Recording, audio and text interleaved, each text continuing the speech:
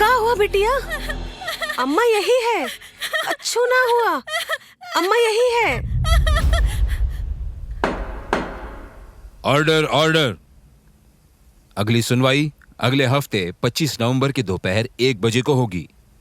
Court अपना फैसला उसी दिन सुनाएगी। वकील साहिब, का लागत है? अपने हित में होएगा ना फैसला? अपने ही हित में होगा चाची, फिक्र ना ही करो, बिटिया को संभाल लियो। 3 साल से एक माँ अपनी 14 साल की बेटी के न्याय के लिए लड़ रही है। 3 साल से उसकी बेटी रोज रात वही डरावनी सुबह अपने सपनों में देखती है और उसकी सांसें फूल जाती हैं। 3 साल से वो दहशत जो माँ, बेटी और परिवार अपने मन में लेकर जी रहे थे, बस आने वाले हफ्ते की आखिरी सुनवाई में खत्म हो जाएगा। 3 साल की तपस्या बस पूरी होने ही वाली है। आ रहे हैं, अरे आ रहे हैं। अरे वकील साहब, आप यहाँ इस वक्त? क्या हुआ? चाची, खबर मिली है वो नीरज मोदी का परसों देहांत हो गया है। का बोलत हो वकील साहब? हमार बिटिया की सुनवाई है 2 दिन में। हम क्या बोले चाची, हमें तो अब भी नोटिस आया है। तो अब का होगा? कोर्ट का सुनवाई देंगे? भागलपुर, बिहार के एक छोटे गांव में रहने वाली फुलवा और उसकी अम्मा 3 साल से फुलवा के बलात्कार की लड़ाई लड़ रहे हैं।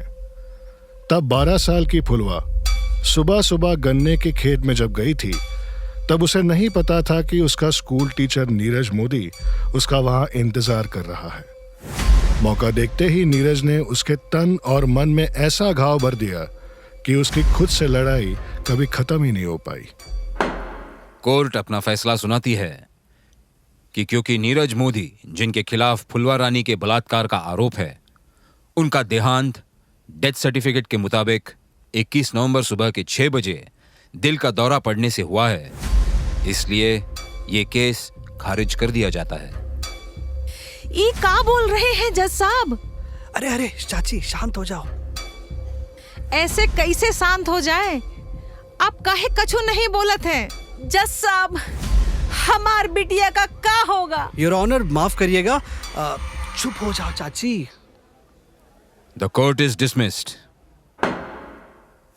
3 साल की लड़ाई पर उस बलात्कारी की मौत जीत गई। क्या यही न्याय है फुलवा के लिए? ऐसा कैसन हो सकत है? अभी कछो दिन पहले तो जिंदा था। आप ही कह रहे थे सजा होवत है, और ये सब का हो गया? चाची, इसमें क्यों सर खपा रही हो? कोर्ट ने जवाब दे दिया ना। पर हमार बिटिया का न्याय तो नहीं हुआ ना। जनता के कोर्ट से नहीं हुआ तो भगवान के कोर्ट में हो गया। फुलवा के लिए सोचो, जिंदगी में आगे बढ़ो। नमस्ते। फुलवा की अम्मा को बहुत धक्का लगा। कोर्ट के कोने में अपनी बिटिया को सीने से लगाकर खूब रोती रही। फुलवा अपनी माँ को रोता देख उसके आंसू पोंछती है। अम्मा, घर जाना है। ले चलत है बिटिया, पहले हम मंदिर जावत हैं। रास्ते भर फुलवा की अम्मा को लगता रहा कि वो अपनी बेटी का न्याय नहीं कर पाई। उसने मन्नत तक मांगी थी कि आखिरी सुनवाई में अपनी बेटी को मंदिर लेकर जाएगी, भोलेनाथ का आशीर्वाद लेगी। हे भोलेनाथ, हमका कछु समझ नहीं आ रहा। हम कैसन अपनी बिटिया से आंख मिलाएं और बोले कि बिटिया तोहार न्याय हो गया है, तोहार अपराधी को सजा मिल गया है। भोलेनाथ, आपने तो उस राक्षस को हमेशा के लिए नींद दे दी, पर हमार बिटिया की नींद का हर रात उसका चेहरा देख के बौखलाई जाती है। कैसे उससे कहे कि बिटिया हमार लड़ाई खत्म हो गई, जब उसके मन की लड़ाई हम नहीं खत्म कर पाए, क्योंकि हमने उस राक्षस को सजा नहीं दिलाई।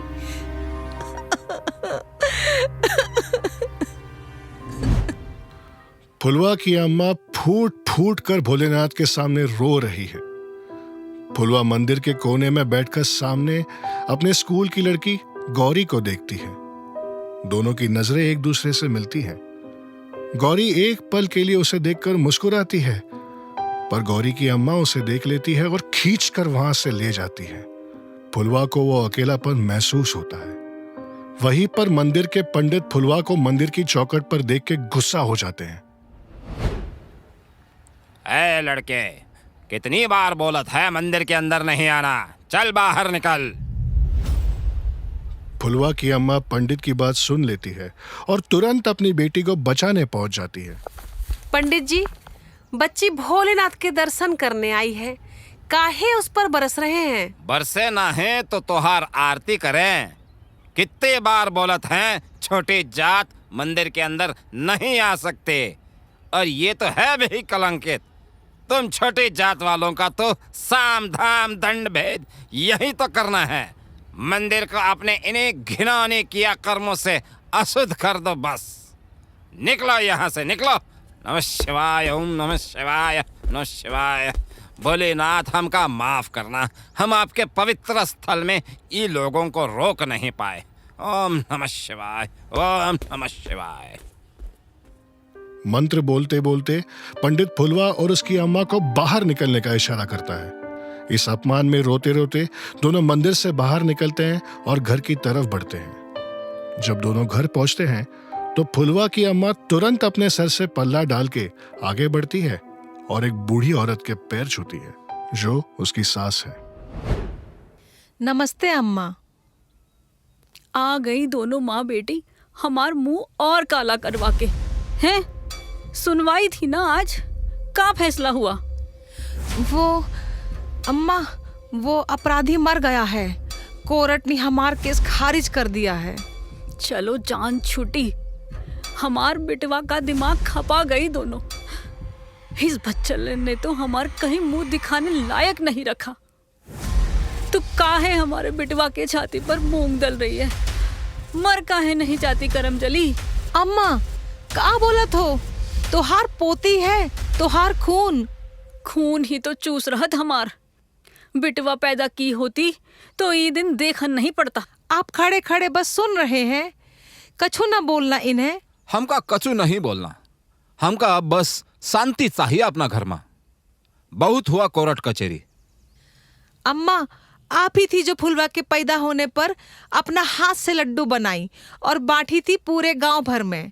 तब आप ही थी जो बोली कि लक्ष्मी आई है घर।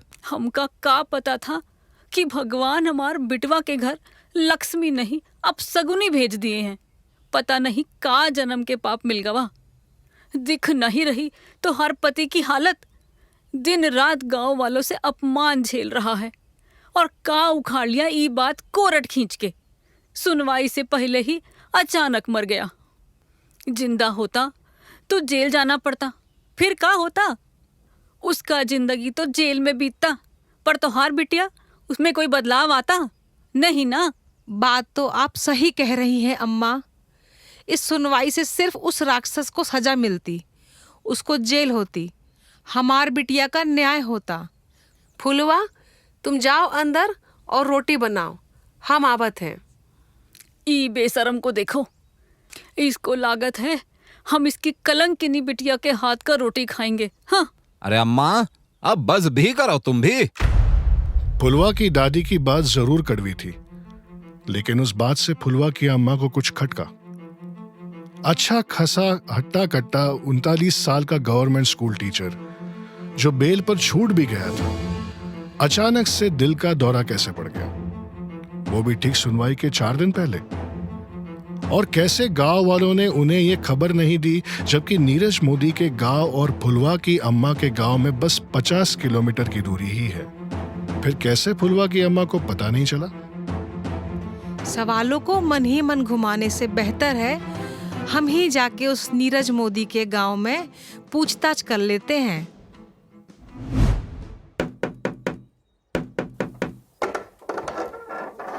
जी, हम पास के ही गांव से हैं।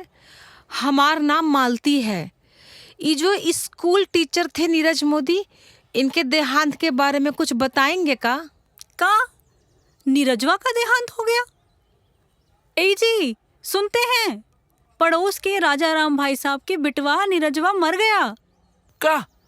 अभी तो उसे देखा था हमने, खेत में खटिया पर पड़े था। खेती में? पक्का वो नीरजवा ही था का? हाँ हाँ, और कल तो शराब के नशे में भी धुत था बिगड़ेल। कौन बोलत तो हारू मर गया है? कौन से खेतवा में था, बताइए ना। घर का मालिक फुलवा की अम्मा को देखकर चौंक गया। उसे समझ नहीं आया कि क्या जवाब दे। माथे पर पसीना चढ़ने लगा, जैसे वो कुछ छुपा रहा हो। हाँ, कौन हो तुम? भाई साहब, हम पास के गांव में रहते हैं। उस राजा राम मोदी के बिटवा ने हमारी बिटिया का बलात्कार किया था।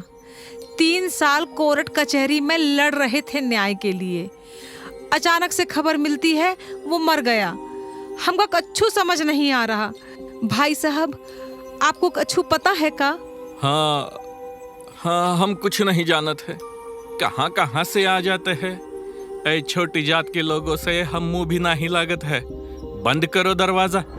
अरे काहे, हमार सुनिए, बताइए कहाँ था नीरजवा, बताइए भाई साहब। फुलवा की अम्मा मालती के अंदर शक का बीज लग गया कि क्या नीरज मोदी सच में मर चुका है या ये सब कोई छल है जो उसके परिवार ने बनाया है। मालती ने ठान ली कि इसकी जड़ तक पहुंचना ही होगा, चाहे उसे गांव के एक एक दरवाजे पर ही क्यों ना खटखटाना पड़े।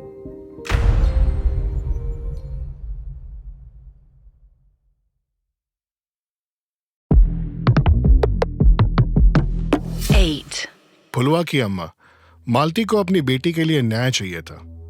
कोर्ट ने अपना फैसला तो सुना दिया था कि उसकी बेटी का बलात्कारी नीरज मोदी मर चुका है और उसका केस क्लोज कर दिया गया है। पर यह अचानक सुनवाई के कुछ ही दिन पहले की मौत मालती को पच नहीं रही थी। पगला गए हो का?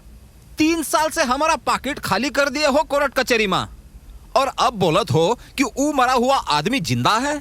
नहीं, हम कहत रहे हैं कि वो राक्षस जिंदा है और हम उसे ढूंढ निकालेंगे। अरे पाता लोग जाकर ढूंढ निकालोगी का? जरूरत पड़ी तो वो भी करेंगे।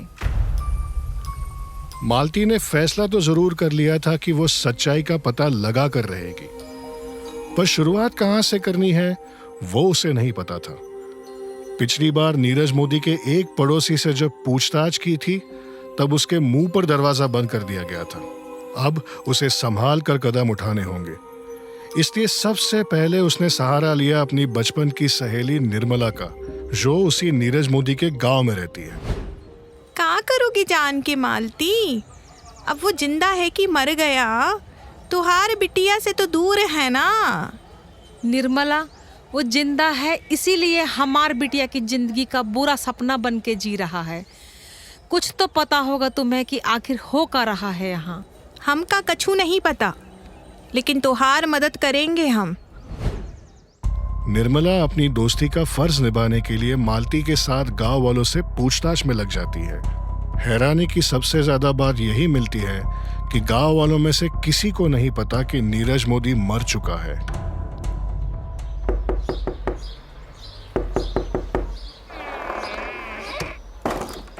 अरे भाभी, कैसन हो? हम ठीक हैं, आजकल दिखती नहीं।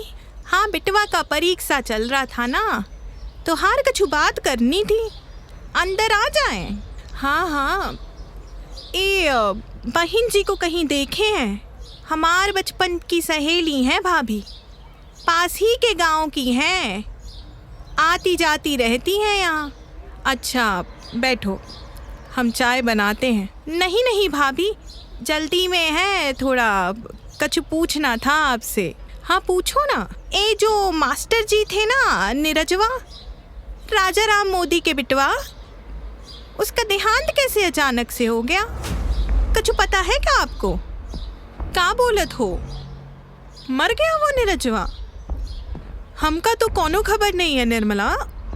उसके ऊपर तो सुनवाई थी ना बलात्कार की, तो हार कछु गलत फहमी हुई होगी।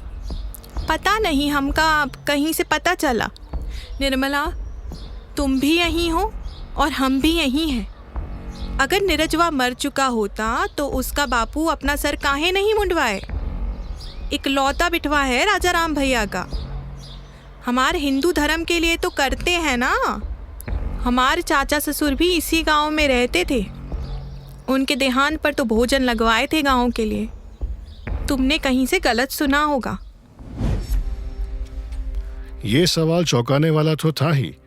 हिंदू धर्म के अंतिम संस्कार में घर के पुरुषों के बाल मुड़वाते हैं। 13वीं पर पूजा रख के आस पड़ोस रिश्तेदारों के लिए भोग लगाया जाता है। राजाराम मोदी, नीरज मोदी के पिता ने ना ही अपने सर के बाल मुड़वाए, ना ही कोई भोग चढ़ाया। पर क्यों? हो सकता है बिटवा से नाराजगी में नहीं मुंडवाए। इतना कोर्ट कचहरी के आगे पीछे इस उम्र में डोलना पड़ा, मर गया उनकी बला से। पर भाभी, आपको यकीन है कि वो मर गया है? पता नहीं, हमका कोई बुलावा तो नहीं आया था। निर्मला, मालती दूसरे पड़ोसी के घर पर पूछताछ कर रहे थे। वहीं उस पड़ोसी का पति गुजर रहा था। उसने एक नजर दोनों पर मारी और अपनी पत्नी को अपनी तरफ बुलाया। सुनो, इधर आना। जी आई। हाँ बोलिए। ये निर्मला के साथ कौन है? निर्मला की बचपन की सहेली है। वो नीरजवा के बारे में पूछताछ कर रहे हैं। काहे? कह रहे हैं वो मर गया है। हमका का है, अच्छा है मर गया। पूरे गांव का नाम बदनाम किए हैं। हमारे घर में रोटी खाया और ऐसी हरकतें। भाभी, हम चलते हैं, आपसे कल मिलने आ जाएंगे। अरे चाय तो पी लेती, इनके लिए तो बनाए रहे थे। नहीं भाभी, फिर कभी। नमस्ते भैया। जिस तरह से वो आदमी दूर से मालती और निर्मला को घूर रहा होता है, मालती को हल्का अजीब लगता है।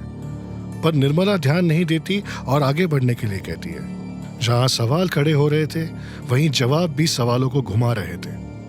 पर सही जवाब अभी भी नहीं मिल रहा था जो मालती को सुनना था। क्या उसकी बेटी का बलात्कारी जिंदा है? और कईयों ने मुंह पर ही दरवाजा बंद कर दिया छोटी जात के नाम पे। औकात का है तुम्हारी हमसे सवाल पूछने की? निकलो यहाँ से। चच्चा, हमार बिटवा और आपका पोता एक ही स्कूल में जाते हैं, तो ऐसी बातें ना ही करें। जबान चलाती है हमारे सामने। तुम्हें छोटी जाति की लड़कियां हमारे घर के लड़कों को बर्बाद करती हैं। बड़े आए हमसे सवाल जवाब करने। निकलो यहाँ से। चलो मालती, इनसे बात करने में अपना समय काहे बर्बाद करें। जैसे ही मालती और निर्मला वहां से निकलती हैं, वो बूढ़ा पड़ोसी अपना छोटा सा फोन निकाल के आंखें छोटी करके किसी का नंबर लगाता है।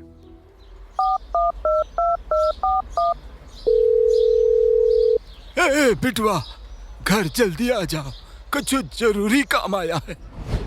दिन बीत गया है ऐसे गांव के हर दरवाजे को खटखटाए, किसी से सीधा जवाब नहीं मिल पाया। मालती, हमें लगता है अब हो गया, हमका भी घर जाना चाहिए। पिट्टू के पापा आते ही होंगे दुकान से। बहुत मदद हो गई तुम्हारी निर्मला।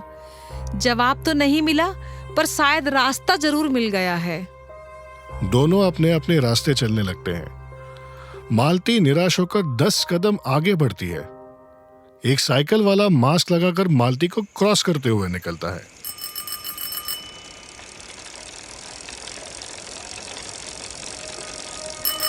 उसकी नजर मालती पर पड़ती है और वो अपना मास्क ऊपर कर देता है। मालती को कुछ अजीब सा लगता है और अगले ही पल एक औरत के चीखने की आवाज आती है। मालती पलट के देखती है तो वो साइकिल वाला तेजी से अपनी साइकिल भगाने लगता है। मालती उस औरत के पास पहुंचती है तो उसके पैरों तले धरती खिसक जाती है। उस साइकिल वाले ने निर्मला के पेट में चाकू मार दिया था। निर्मला, कोई है? ये क्या हो गया? भाग जाओ, भाग जाओ, भाग जाओ। निर्मला, आंखें खोलो। ए निर्मला। आखिर निर्मला मालती की गोद में सर रख के अपना दम तोड़ देती है। कहीं ये वार मालती के लिए तो नहीं था, या एक चेतावनी थी सच्चाई से दूर रहने की।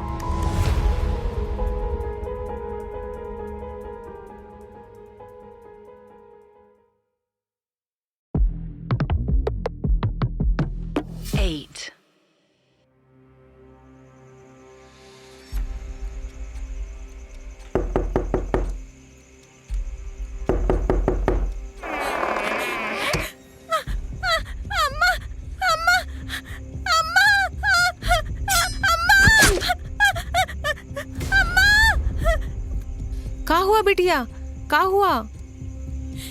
वो हमें मारने आया है। बिटिया कोई नहीं है, दरवाजे पर तोहार बाऊजी है। जिंदगी नरक बना दी है इसने। रोज कोई ना कोई चीखे सुनते रहते हैं। कैसन बातें कर रहे हो? तोहार बिटिया है। घर पर ही ऐसे बंद पड़ी रहेगी तो खुद पगलाएगी और हमका भी पागल कर देगी। ठीक है, कल से हमार फुलवा स्कूल जाएगी। नहीं नहीं अम्मा, स्कूल नहीं। वो वहाँ नहीं है बिटिया, वो मर गया है ना। अब कोई नहीं तुम्हें छुएगा। अपनी अम्मा पर विश्वास रखना। मालती का मन मानता ही नहीं है कि वो बलात्कारी नीरज मोदी स्कूल टीचर मर चुका है। पर दुनिया के लिए वो मर चुका है, कानून के लिए वो मर चुका है। मालती भले ही अपनी शक की सीमा को बढ़ाए, लेकिन सबसे पहले उसे अपनी बेटी की जिंदगी को आगे बढ़ाना होगा।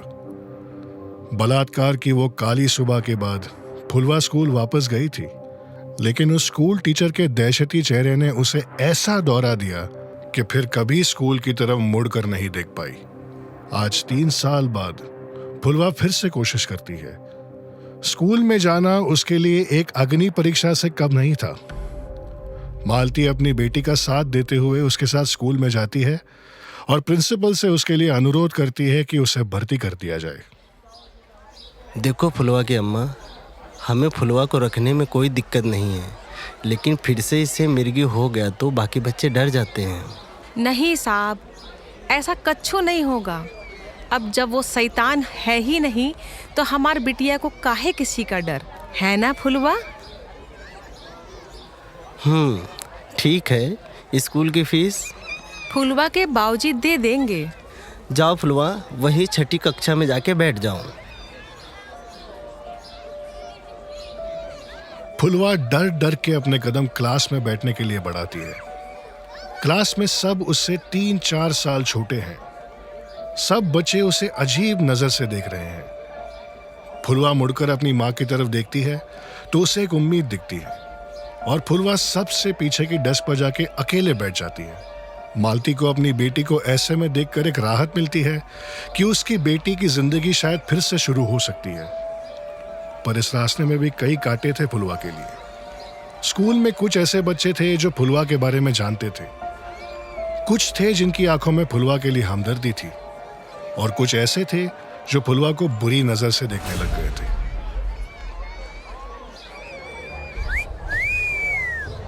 अब तो सारे दरवाजे खुल गए हैं। हम भी आ जाए फुलवा। अरे हमसे काहे शर्माना, हम साथ में ही पढ़ते थे ना। या बस टीचर सर में ही मजे आ रहे थे।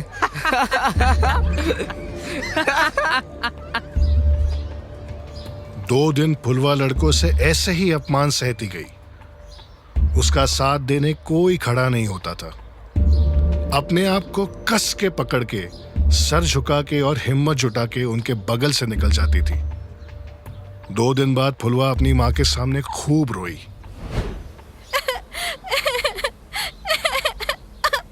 अम्मा, हमें स्कूल वापस नहीं जाना। वहाँ पर लड़का लोग बहुत गंदी गंदी बातें करते हैं, हमें बिल्कुल अच्छा नहीं लगता।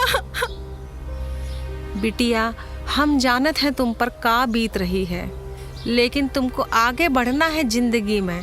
पीछे मुड़कर ना ही देखना है, हिम्मत ना ही छोड़नी है। पर अम्मा, वो लड़का लोग। बिटिया, मर्द हो या औरत, जो तोहार साथ हुआ है तुमको ही सब दोषी कहेंगे। पर हमने कछु नहीं किया अम्मा।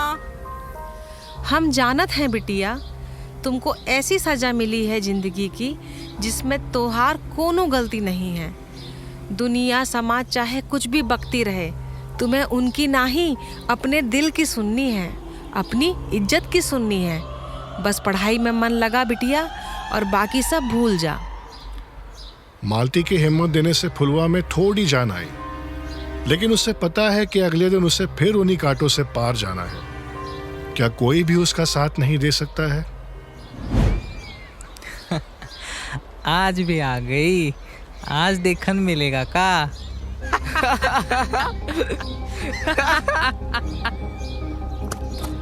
स्कूल में वो घुस ही रही थी कि फिर से वही लड़के फुलवा को छेड़ने लगे। फुलवा के जैसे पैर रुक से गए, एक डर सा बैठ गया था। उसे सब याद आने लगा था।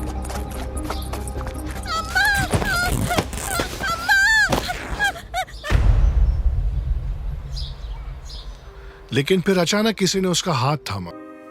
गौरी अपने कदम उसकी तरफ बढ़ाती है कि उसकी क्लासमेट उसे रोक देती है। ए गौरी, क्या करने जा रही हो तुम? तुम जानती हो ना उसके आसपास नहीं जाना है। क्यों? उसको हमारी जरूरत है। देखा नहीं कैसे वो लड़का लोग इसे छेड़ते हैं। घर पर पता चलेगा तो पता है ना क्या होगा। और तुम्हारी तो शादी भी होने वाली है। इसके मुंह लगोगी तो अपनी इज्जत गवाओगी। चलो हमारे साथ। गौरी एक बार फुलवा की तरफ देखती है और उसका सर झुक जाता है।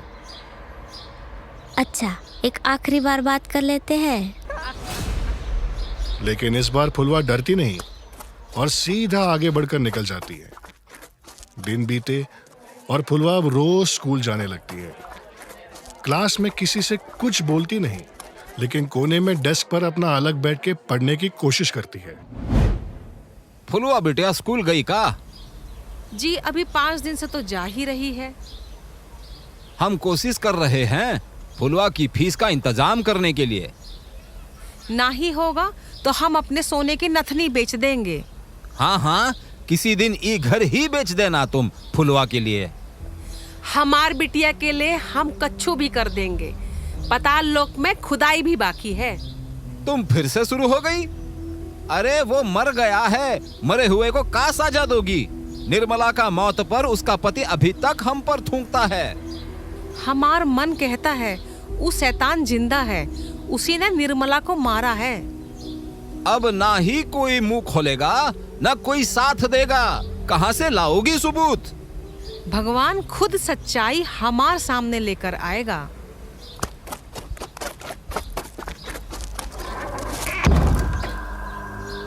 काका काकी, फुलवा को मिर्गी हो गई है। स्कूल के पीछे वाले खेत में बौखला गई है। फुलवा! जहां फुलवा चुपचाप शांति से क्लास में कोने में डेस्क पर बैठी रहती थी, फिर ऐसा क्या हुआ कि उसे फिर से दौरा पड़ा? फुलवा हमेशा की तरह क्लास के बाहर टूटी हुई खिड़की से रोज बाहर नजर रखी हुई थी, जैसे वो कहीं दूर भाग जाना चाहती हो। 8 टिका 8, 8 दूई 16, 8 तेई 24, 8 चौका 32। टीचर की आवाज उसके कानों को छू भी नहीं पा रही थी। बाहर की खुली खेत सिर्फ दिखाई और सुनाई पड़ रही थी। फिर अचानक उसने ऐसा कुछ देखा कि वो सीधा अपने सीट से उठकर उस खेत की तरफ भागी।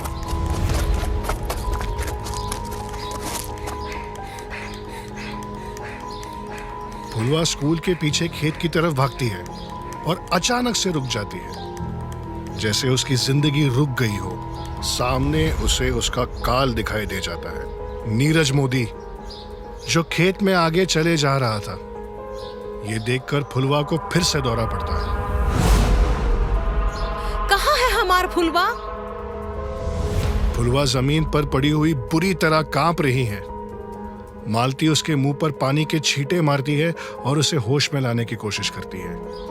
फुलवा, ए फुलवा, अम्मा आई है। क्या हुआ बिटिया? अम्मा, अम्मा वो दिखा। कौन? कौन दिखा? वो टीचर जी, वही टीचर जी अम्मा। मालती की बाहों में फुलवा डर के मारे बहुत रो रही है, लेकिन इस बार मालती का शक यकीन में बदल चुका है कि उसकी बेटी का सपना नहीं, हकीकत है। नीरज मोदी जिंदा है और उसकी गवाह और कोई नहीं, उसकी अपनी बेटी है।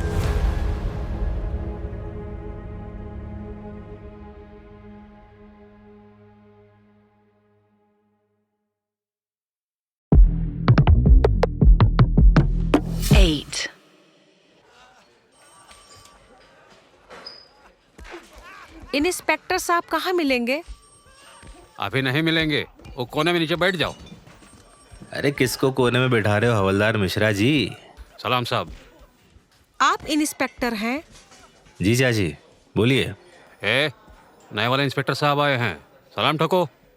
सलाम साहब, हमें रपट लिखवानी है। हाँ बोलिए, किसके खिलाफ लिखवानी है? हमार बेटी के बलात्कारी का, जो कानून के नजर में मर चुका है। मालती की इस बात से इंस्पेक्टर दंग रह जाता है। मरे हुए आदमी के खिलाफ कंप्लेंट कैसे कोई लिख सकता है? पर जब मालती से पूरी कहानी इंस्पेक्टर को पता चली तो उसे विश्वास नहीं हुआ कि क्या सच है और क्या झूठ। बुरा मत मानना चाची, पर तुम जिस तरह से बोल रही हो, एक कान से लगता है कि बौखला गई हो, पर दूसरे कान से लगता है कि कुछ तो बात है। हो सकता है कि तुम्हारी बेटी को भरम हुआ हो कि वो टीचर जिंदा है, लेकिन तुम्हारी सहेली को जिस तरह से किसी ने मारा वो भी समझ नहीं आ रहा है। मिश्रा जी। जी साहब। ये निर्मला देवी के पति ने रिपोर्ट लिखवाई थी क्या? जी साहब। क्या पता चला उसके बारे में? कौन था वो खूनी? वो उसके पति का कोई दुश्मन था। किसी ने उसके पति से उधारी ली थी, पति ने उधारी वापस मांगी और धमकी दे दी। उस धमकी के बदले उसने उसकी बीवी का ही कत्ल कर दिया। तो खूनी पकड़ा गया? नहीं साहब, फरार है। और किसी को कोई फर्क नहीं पड़ रहा है यहाँ, है ना? वांटेड लिस्ट में डाले हुए हैं साहब। लिस्ट ही बनती रहेगी लगता है। चाची, तुम्हारी किस्मत अच्छी है कि मैं आ गया हूँ। अब मैं खुद तुम्हारा ये केस हैंडल करूँगा। तहकीकात की शुरुआत करेंगे हम नीरज मोदी के घर से। उसके परिवार को जवाब देना होगा। मालती को इस नए जवान इंस्पेक्टर से एक उम्मीद की किरण दिखी। वो इंस्पेक्टर और हवलदार के साथ उसके जीप में चल दी।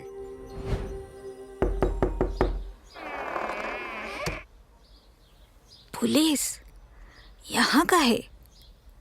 अब कहाँ लेने आए हैं? आपके पति नीरज मोदी के पिता कहाँ है? वो, उनसे मिलना है हमें। वो तो गायब है। गायब है मतलब? बिटवा के मरने के बाद पगला गए और न जाने हमका छोड़कर कहाँ चले गए। नीरज की माँ रोते रोते दरवाजा बंद कर देती है। इंस्पेक्टर को समझ नहीं आता है कि वो क्या बोले, पर मालती को अब यकीन होता जा रहा है कि कुछ गलत ही है। हमने कहा था साहब, कच्छु गड़बड़ है। बाप उसका गायब नहीं हुआ है, भाग गया है। चलो वापस थाने। मिश्रा जी, मुझे इस केस की फाइल देखनी है। मालती इंस्पेक्टर के साथ थाने निकल जाती है। वहीं मालती के घर पर फुलवा अकेले कमरे में खोई हुई है कि अचानक उसके दरवाजे पर कोई खटखटाता है।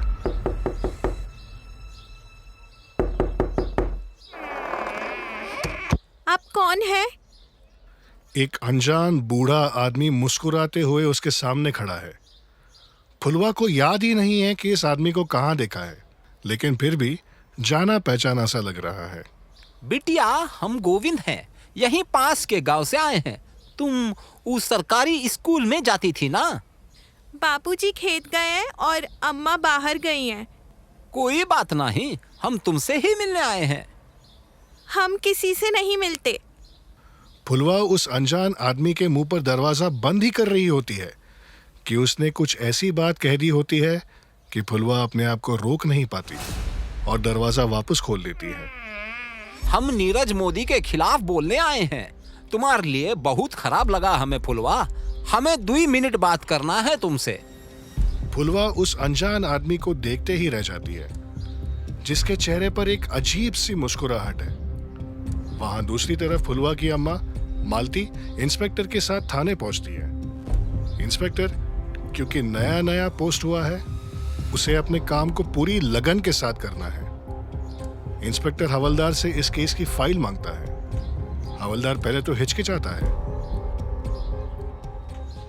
साहब, केस तो क्लोज हो गया है, वापस काहे खोल के अपने समय बर्बाद कर रहे हैं? जितना बोल रहे हैं ना, उतना ही करो। इंस्पेक्टर इस केस की फाइल्स को छांटने लगा है। मालती इस नौजवान को देख के दंग रह जाती है, जिस तेजी से फाइल्स पढ़ रहा है। आखिर इंस्पेक्टर को मिल गया जो उसे चाहिए था, नीरज मोदी का डेथ सर्टिफिकेट, जिस पर साफ साफ लिखा है कि नीरज मोदी की मौत 21 नवंबर को ठीक 6 बजे दिल का दौरा पड़ने पर हुई है। उसके साथ अंतिम संस्कार के कुछ फोटो हैं और गवाह के तौर पे 5 लोगों के सिग्नेचर्स। पर इसमें एक चीज नहीं है, अस्पताल की पर्ची। हैरानी की बात है, फाइल में अस्पताल की पर्ची नहीं है, बस डेथ सर्टिफिकेट है। और ये फोटो क्यों है? शमशान घाट पे कोई फोटो क्यों खिंचवाएगा? अच्छा चाची, ये फोटो देखो जरा, यही आपकी बेटी का बलात्कारी? मालती फोटोज को देखकर दंग रह जाती है। फोटोज में साफ साफ नीरज मोदी का चेहरा दिख रहा है, जो शव की तरह लकड़ियों पर लेटा हुआ है और उसके पिता आग लगा रहे हैं। ये झूठ है साहब, हमार बिटिया ने अपनी आंखों से देखा है इस राक्षस को। तो हर बिटिया पगला गई है, उसे तो हर जगह वही दिखता है। नहीं, हमका यकीन है हमारी बिटिया को आंखों का कानू धोखा नहीं हुआ है। हालांकि इंस्पेक्टर के पास कोई वजह नहीं है इस केस पर शक करने के लिए, लेकिन वो एक आखिरी कोशिश करना चाहता है और मालती को लेके फुलवा के स्कूल जाता है। मालती को जिसका डर था वही होता है। स्कूल में किसी ने मालती का साथ नहीं दिया और फुलवा को ही दौरे पड़ने का इल्जाम लगा दिया। इंस्पेक्टर साहब, हमने पहले दिन ही फुलवा की अम्मा को पूछा था कि फुलवा को मिर्गी होता है कि नहीं, तब तो मना कर दी थी। सर, फुलवा हमारे स्कूल में हमेशा से लड़कों को रुझाती थी। हमने तो कई बार इसे मना भी किया था। पहले भी हमें वो सही नहीं लगती थी सर जी। हम सबको पता है कि वो नीरज सर मर चुके हैं। हम सब लड़कियों को डराना चाहती है फुलवा। हम 6ठी कक्षा में पढ़ाते हैं साहब। फुलवा कोने में पड़ी रहती थी, पढ़ाई में कोई मन नहीं लग रहा था उसका, बस आंखें खिड़की पर जमाई रहती थी। उस दिन हम ही पढ़ा रहे थे, एकदम से खड़ी हुई और बाहर भाग गई। हमें खुद समझ नहीं आया कि क्या हो गया लड़की को। बेचारे छोटे बच्चे भी परेशान हो गए। तुम बताओ, यहाँ स्कूल के कर्मचारी हो ना, तुमने देखा है नीरज मोदी को कहीं? साहब, भूत प्रेत में विश्वास नहीं रखते हैं हम, सब झोल है हमका लगता है। प्रिंसिपल हो या बच्चे, सबका एक ही बयान था कि किसी ने भी नीरज मोदी को स्कूल के आसपास नहीं देखा था। इंस्पेक्टर साहब, हमका विश्वास करिए, हमारी बिटिया झूठ ना ही बोल रही है। आप गौरी से पूछिए, वो उसकी पक्की सहेली थी, वही है जो फुलवा को समझती थी। बोलो गौरी, तुम्हें क्या पता है फुलवा के बारे में और उस नीरज मोदी के बारे में? वो फुलवा शुरू से ही डरी हुई थी, उसकी मानसिक हालत ठीक नहीं लग रही थी। हो सकता है उसका भ्रम हो। इंस्पेक्टर को भी यही लगने लगता है कि शायद ये माँ बेटी का सिर्फ एक वहम है। चाची, सबने एक ही बात कही है, किसी ने भी नीरज मोदी को स्कूल के आसपास नहीं देखा है। ऐसा कैसे हो सकता है कि सिर्फ फुलवा को ही दिखा? मुझे तो लगता है कि तुम्हें पहले फुलवा का इलाज करवाना चाहिए। साहब, एक माँ को अपनी बेटी की जबान समझ आती है। उसकी आंखों में वो दहशत हमने तब देखा था जब वो आदमी उसके सामने आया था। हमार और हमारी बेटी की नजर धोखा नहीं खाई है। कोई सबूत नहीं मिल रहा है चाची, मैं अब कुछ नहीं कर सकता हूँ। हताश होकर मालती अपने घर के लिए निकलती है। इंस्पेक्टर को उनके लिए थोड़ा बुरा भी लगता है। हमने तो पहले ही कहा था साहब, ये केस क्लोज है, इसकी फाइल बंद ही रहने दीजिए। फाइल बंद तो कर देंगे, लेकिन एक माँ की आंखों में सवाल कैसे बंद करोगे मिश्रा जी? शाम होते होते घर के बाहर एक अजीब सा सन्नाटा हो जाता है। फुलवा, ए फुलवा। मालती को फुलवा घर के अंदर कहीं नहीं मिलती। वो डर के मारे घर के आसपास पागलों की तरह अपनी बेटी के लिए पुकारती है। फुलवा, ए फुलवा। वो घर के पीछे खेत की तरफ अपनी बेटी को ढूंढने निकलती है। फुलवा, ए फुलवा, कहाँ हो तुम? जैसे ही वो कुएं के पास पहुंचती है, मालती फुलवा को कुएं पर खड़ी नजर आती है, जैसे वो कूदने ही वाली हो। मालती फुलवा का नाम चीखती है। ए फुलवा, क्या करने जा रही है? चल नीचे उतर। पर फुलवा कुएं की गहराई में ऐसे देख रही है जैसे उसकी कान तक उसकी माँ की आवाज पहुंच ही नहीं रही। मालती फुलवा की तरफ कदम ही बढ़ाने वाली होती है कि एक अनजान आदमी फुलवा को धक्का मार देता है और फुलवा कुएं में गिर जाती है। फुलवा! वो आदमी मालती की चीख से वहां से भागने लगता है और इंस्पेक्टर पीछे से आके उसे पकड़ लेता है और तुरंत हथकड़ी पहना देता है और उसके पैर रस्सी से बांध देता है। मालती फुलवा का नाम चीख रही होती है पर कुएं में से कोई आवाज नहीं आती। इंस्पेक्टर बड़ी बहादुरी से उस कुएं में कुएं की रस्सी पकड़ते हुए नीचे जाता है और फुलवा को डूबने से बचा लेता है। मालती मदद की पुकार में आसपास के घर तक अपनी चीख पहुंचा देती है और किस्मत से 3 आदमी वहां पहुंच जाते हैं और रस्सी खींचते हुए इंस्पेक्टर और फुलवा को कुएं से निकालने में मदद करते हैं। इंस्पेक्टर जब उस अनजान आदमी का चेहरा देखता है तो वो दंग हो जाता है। आखिर कौन है यह आदमी जिसने फुलवा को कुएं में धक्का मारा?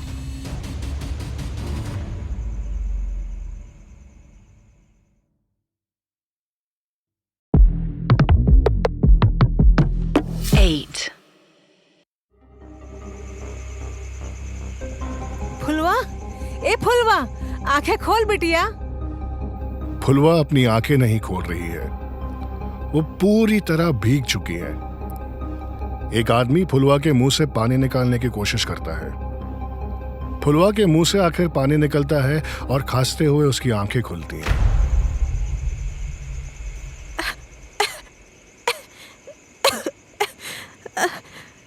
अम्मा, अम्मा। हाँ बिटिया, अम्मा यही है। हमें माफ कर दो अम्मा, हमें मर जाना चाहिए। नहीं बिटिया, अम्मा मर जाएगी अगर तुम्हें कच्छू भी हो गया तो। उस आदमी ने हमें बोला कि हम आप पर बोझ हैं। मालती पलटकर उस आदमी की तरफ गुस्से से देखती है। इंस्पेक्टर उसके पास ही खड़ा है। जैसे ही वो उस आदमी को देखता है तो उसका गुस्सा और बढ़ जाता है, जैसे वो उसकी जान ले ले। ये आदमी उस फोटो में था जब नीरज मोदी का अंतिम संस्कार हो रहा था। ये वो आदमी है जिसको इंस्पेक्टर ढूंढ रहा था। ये वही आदमी है जिसकी पत्नी के लिए वो अपने मरे हुए बेटे के गम में भीग चुके थे। ये और कोई नहीं, नीरज मोदी के पिता राजाराम मोदी हैं।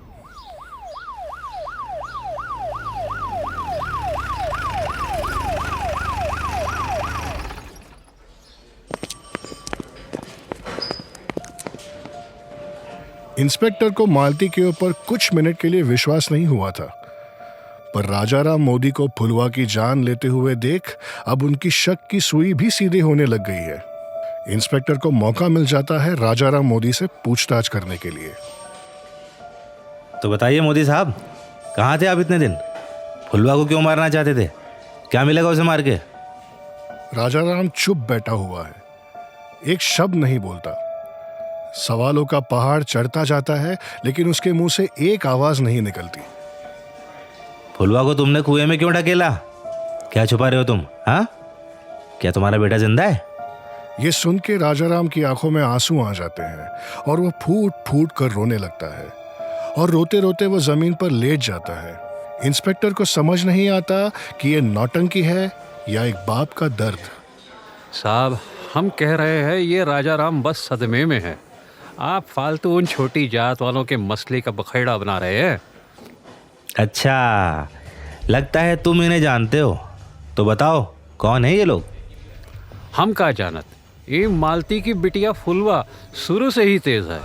आदमी को लुभाती है, बस अपनी स्कूल टीचर को भी लुभाई ली और रेप का इल्ज़ाम लगा दिया पैसों के लालच में। मिश्रा जी, लगता है आप कुछ छुपा रहे हैं हमसे। या तो मैं पता लगा लूं कि आप इन्हें कैसे जानते हैं, या आप खुद बता दीजिए, ठीक है? हम कुछ नहीं जानते साहब। नीरज हमारे गांव से है और हमारी जैसे ऊंची जात का है। बचपन से देखे हैं उसे, वो ऐसा कुछ नहीं कर सकता है। बेचारा परेशानी में दिल के दौरे से मर गया कि इसकी वजह से उसकी बीवी बच्चा भी छोड़कर चले गए थे। 12 साल की थी फुलवा जब उसके साथ ये हादसा हुआ। लुभाए या ना लुभाए, रेप का केस तो ऐसे ही बन जाता है, ठीक है? इतना बेवकूफ़ कैसे हो गया आपका बेचारा स्वर्गवासी टीचर? हवलदार मिश्रा के पास कोई जवाब नहीं था। इंस्पेक्टर का गुस्सा बढ़ता जा रहा था। एक तरफ राजाराम कुछ बोल नहीं रहा, ऊपर से समाज ने मालती और फुलवा को छोटी जात के नाम पर गलत होने का इल्जाम डाल रखा है। मिश्रा जी, नीरज मोदी के बीवी बच्चे कहाँ रहते हैं पता लगाइए, मैं मिलना चाहता हूँ उनसे। इतनी ही देर में राजाराम का वकील पहुंच जाता है राजाराम की बेल कराने के लिए। ये लीजिए इंस्पेक्टर, राजाराम मोदी के बेल के पेपर। 12 घंटे में बेल भी निकलवा लिया आपने? पहले से जज साहब को पटाए हुए थे क्या? राजाराम मोदी को निकलवाइए इंस्पेक्टर। राजाराम मोदी निकल तो जाएंगे, लेकिन समझा दीजिए, फिर भागे तो ऐसे अंदर जाएंगे कि कभी निकल नहीं पाएंगे, ठीक है? जितनी जल्दी बेल कराई गई, इंस्पेक्टर को अंदाजा हो जाता है कि कोई नजर रख रहा है। राजाराम वकील के साथ निकल जाता है, लेकिन इंस्पेक्टर का लक्ष्य पक्का हो जाता है, आखिर सच क्या है।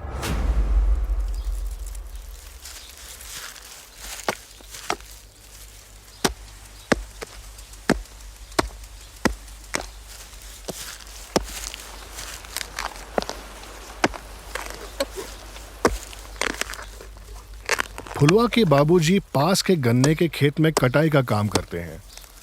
फुलवा की हालत देखते हुए उसके बाबूजी को अक्सर ज्यादा काम करना पड़ता है 4 पैसे और कमाने के लिए। उस शाम भी फुलवा के बाबूजी अकेले गन्ने की कटाई कर रहे थे कि अचानक पीछे से कोई उनके मुंह पर कपड़ा बांध देता है और जमीन पर धक्का मारकर उनको बहुत मारता है।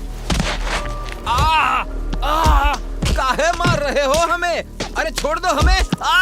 बचाइयो कोई! फुलवा के बाबूजी दर्द में चीखते रहे, लेकिन किसी के भी कान तक उनकी दर्द भरी चीख नहीं पहुंची और थोड़ी देर में वो गुंडे भाग गए। फुलवा के बाबूजी ने जैसे ही मुंह से कपड़ा हटाया तो वो अकेले बीज गन्ने के खेत में जमीन पर दर्द में लेटे पड़े थे। आप जानकी मोदी हैं, नीरज मोदी की पत्नी? जी बोलिए इंस्पेक्टर साहब।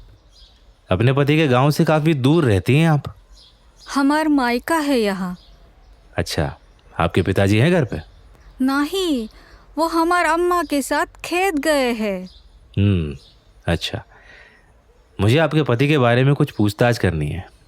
और कितनी पूछताछ करेंगे?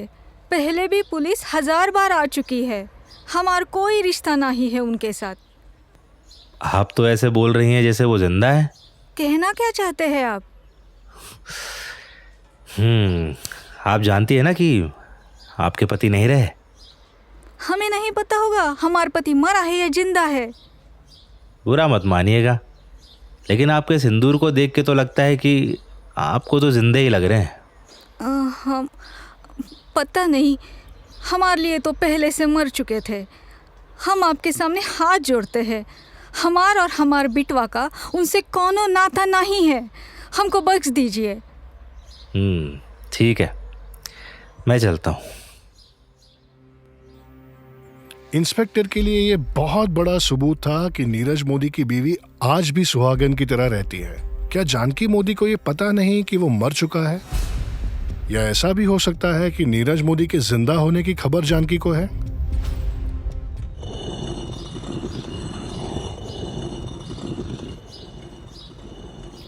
घर पर फुलवा की अम्मा मालती गेहूं पीस रही हैं और फुलवा शांति से एक कोने में सिलवटों को घूरे जा रही है। अचानक से 4 आदमी मास्क पहने घर में घुस जाते हैं और तोड़फोड़ शुरू कर देते हैं।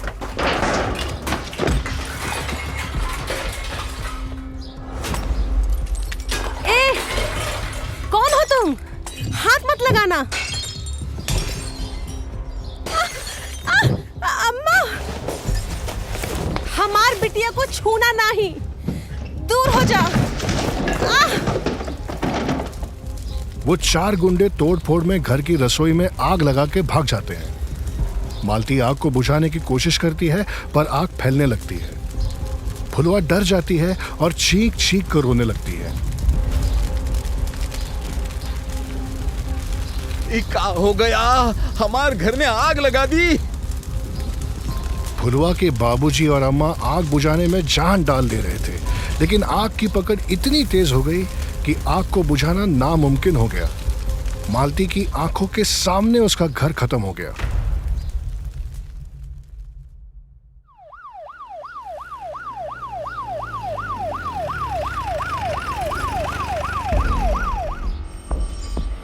देखिए साहब, क्या हो गया? हमार घर को जला दिया उन्होंने। किसने किया चाची? कौन था? उनकी शकल पर कपड़ा था, पर हम जानत हैं वो नीरज मोदी के आदमी हैं। इंस्पेक्टर को जैसे ही पता चलता है वो तुरंत तहकीकात शुरू करता है। उसका भी पहला शक राजा राम की तरफ जाता है। राजा राम मोदी कहाँ है? हमने आपको बताया था, वो कईयों दिन से ना ही लौटे हैं, चले गए हमें छोड़कर। राजा राम थाने से यहाँ नहीं आया? थाने? हमारे पति को गिरफ्तार किया आप लोग? काहे? कहा किया उन्होंने? खून करने की कोशिश की है तुम्हारे पति ने और अब फिर से फरार है। आखिर राजा राम गए कहाँ? क्या ये आग राजा राम ने लगवाई थी? कौन थे वो गुंडे जो इस परिवार की जान के पीछे पड़े हैं, और आखिर क्यों?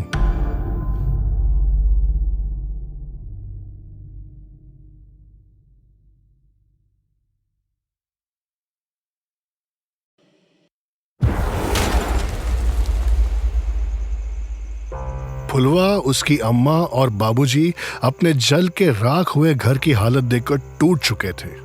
फुलवा के बाबूजी पर हमले का दर्द अभी सूखा भी नहीं था कि अपने ही घर को भस्म होते हुए वो अपने आप को रोक नहीं पाए। बस मालती, बस, अब बहुत हो गया। हमसे अब और नहीं सहा जाएगा। ये तुहार पागलपन की वजह से हुआ है। हमारा घर जला दिया, बीच खेती में हम लात खाए। काहे? तुहार इस बच्चलन बिटिया की वजह से।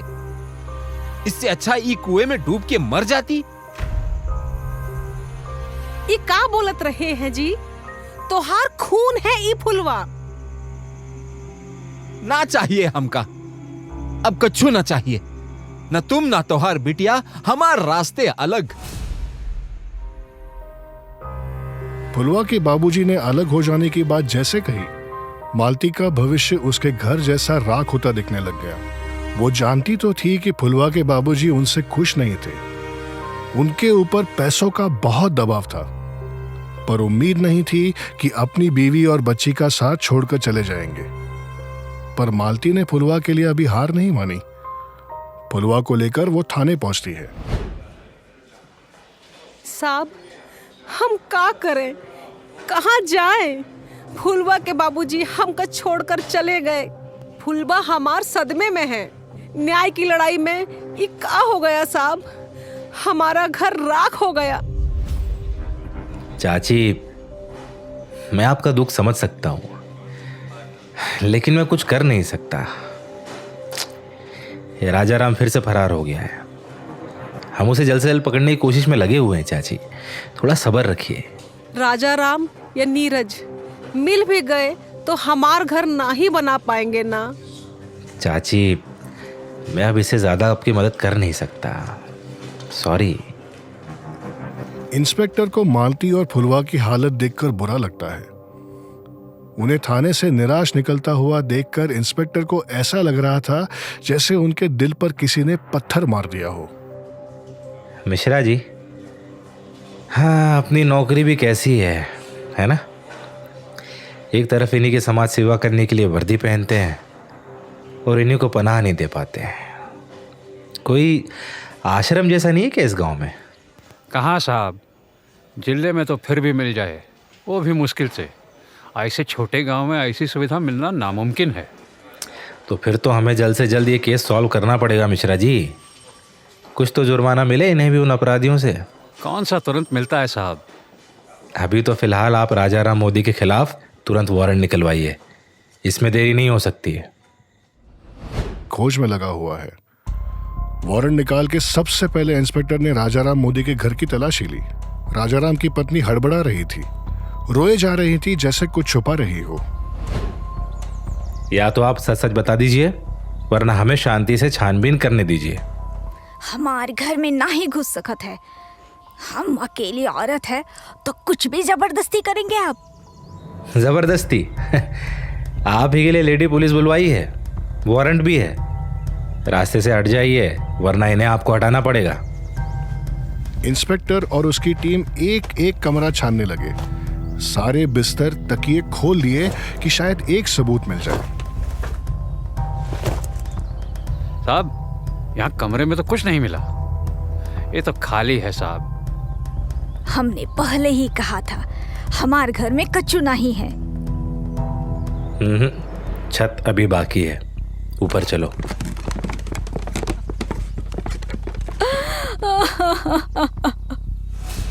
हम कह रहे हैं कच्चू नहीं मिलेगा यहाँ। हमारा बिटवा मर गया और पति भाग गया। अब का है हम का तंग कर रहे हो। इंस्पेक्टर हताश होकर निकल नहीं वाला होता है जब उसे दूसरी छत का रास्ता ऊपर की ओर मिलता है। ऊपर देखो। हाथ पांव ठंडे पड़ जाते हैं। मालती उसे देखकर घबरा जाती है। ए फुलवा, का हुआ बिटिया? अचानक से का हो गया? अम्मा, अम्मा, ये वो जिसने हमें धक्का मारा। फुलवा का हाथ उठ के किसी दिशा की ओर इशारा कर रहा होता है। मालती जब उस दिशा में देखती हैं तो उसकी आंखें भी खुली की खुली रह जाती हैं। मंदिर से जो आदमी दर्शन करते हुए निकल रहा है वो और कोई नहीं, नीरज मोदी के पिता राजाराम मोदी हैं। मालती का दिमाग तुरंत दौड़ने लगता है। हे भोलेनाथ, आखिर आपने हमें कच्चू रास्ता तो दिखाया। अम्मा, ये हमें फिर मारने आए हैं। नहीं बिटिया, इस बार हम इसको मात देंगे। फुलवा को पानी पिला के वो राजाराम का पीछा करने निकलती है और उसे राजाराम के सेफ हाउस का पता चल जाता है। क्या मालती राजाराम से आमना सामना कर पाएगी? अपने घर को जला देने का गुस्सा, उसकी बेटी को कुएं में ढकेल देने का दर्द, क्या वो उस पर निकालेगी?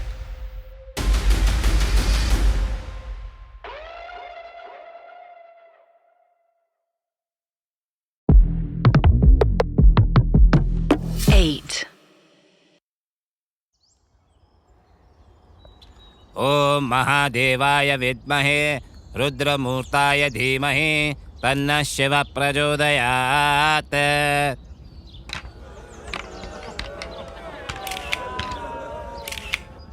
हो गया? हाँ चाचा, फटुआ खींच लिए हैं। बस पंडित जी, काम हो गया। फुलवा की अम्मा मालती की आंखों के सामने राजाराम एक कच्चे घर में घुस रहा था जो उसके सेफ हाउस जैसा दिख रहा था। वो पेड़ के पीछे छुप के उसे जाता हुआ देख रही है। उसकी आंखों में बहुत गुस्सा भरा हुआ है। वो अपने कदम आगे बढ़ा नहीं वाली होती है कि उसके 2 कदम पीछे हो जाते हैं और वो वहां से निकल जाती है। सबसे पहले वो मंदिर वापस भागती है और फुलवा को वहां से ले जाती है। एक बार फिर से वो मंदिर की तरफ पलट कर देखती है और हाथ जोड़ती है। ओम नमः शिवाय। वहां से सीधा निकलकर वो थाने पहुंचती है और इंस्पेक्टर से तुरंत मिलने की जिद करती है। इंस्पेक्टर साहब, इंस्पेक्टर साहब। अरे, काहे चिकन चिल्ली मचाए हुए हो? साहब अभी व्यस्त है। कोई व्यस्त नहीं हूं मैं, मिश्रा जी। साहब, हमने देखा उसे, नीरज के बाप को। हम जानते हैं वो कहाँ रहता है। पक्का चाची, तुमने राजाराम मोदी को ही देखा था? साहब, हमारी नजर ना पहले धोखा खाई थी ना आज खाई है। चलो दिखाओ फिर मुझे कहाँ है वो। मिश्रा जी, टीम इकट्ठा कीजिए और जीप निकालिए। इंस्पेक्टर मालती को लेकर फौरन अपनी जीप निकालता है और राजाराम के सेफ हाउस में पहुंचता है।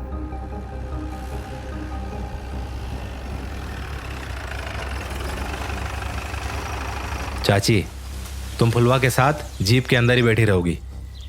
मिश्रा जी, आप बाकियों के साथ घर के बाहर घेरा बनाइए। आज भाग नहीं सकता ये आदमी। इंस्पेक्टर और उसकी टीम चुपचाप उस घर की तरफ बढ़ते हैं। इंस्पेक्टर अपनी टीम को 2 हिस्सों में बांट देता है। फुलवा और मालती दूर से जीप के अंदर से सब देख रही हैं। सबके हाथ में बंदूक है और फिर इंस्पेक्टर दरवाजे पर लात मारते हुए घर के अंदर घुस जाता है। अरे कौन है?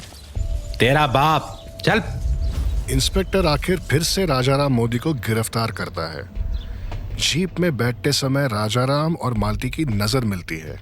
मालती इस बार अपने आप को रोक नहीं पाती और उसे थप्पड़ मार देती है। हमार बिटिया की जान लेने के नाम पे। चलिए मोदी साहब, आज तो आपकी अच्छी खासी खातिरदारी करेंगे। फरार होने के नाम पर बेल तो भूल ही जाइए। अब तुम्हें सच बताना ही पड़ेगा, वरना। इंस्पेक्टर थाने में लाकर उस पर अपने बल के साथ उसे तोड़ने की कोशिश करता है। बतावत हूँ साहब, सब सच बतावत हूँ। बयान देगा अब सच सच? आखिर राजाराम को अपनी सच्चाई बतानी ही पड़ती है। ऐसी सच्चाई जो पूरे बिहार के कानून के कान खड़े कर देती है। साहब, हम गए थे फुलवा को मारने। हमने सोचा फुलवा मर जाएगी तो ये केस हमेशा के लिए खत्म हो जाएगा।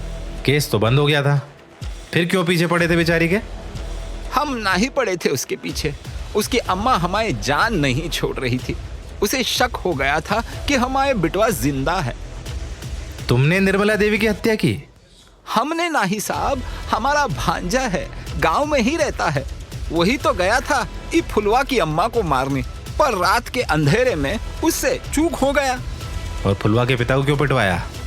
उनके घर में आग क्यों लगवाई? जिससे वो हार मानकर यहाँ से चले जाएं।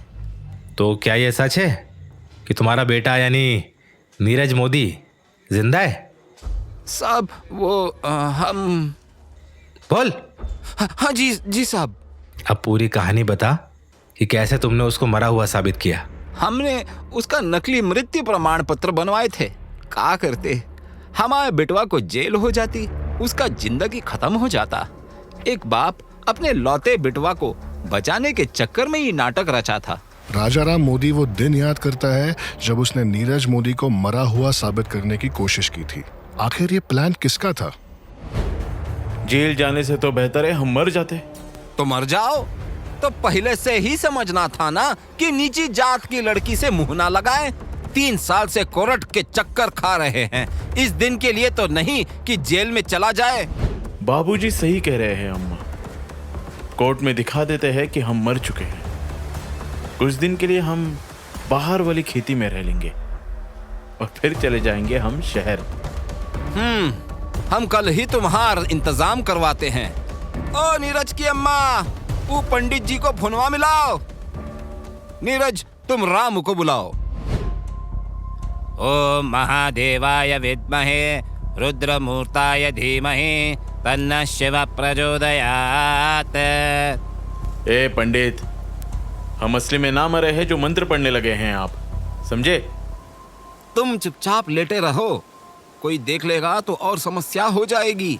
अभी आसपास कानून नहीं है, जल्दी खत्म करो। साहब, ये लो अस्थिया और हमारा पैसा दे दो, और 2 गुना ज्यादा देना ये फोटो वाला का नाम पर भी। लो और निकलो यहाँ से। नीरज, अब चुपचाप लेटे रहो। ए रामू, इसकी फोटो लो ढंग से। सब लोग थोड़ा रोना धोना मचाओ।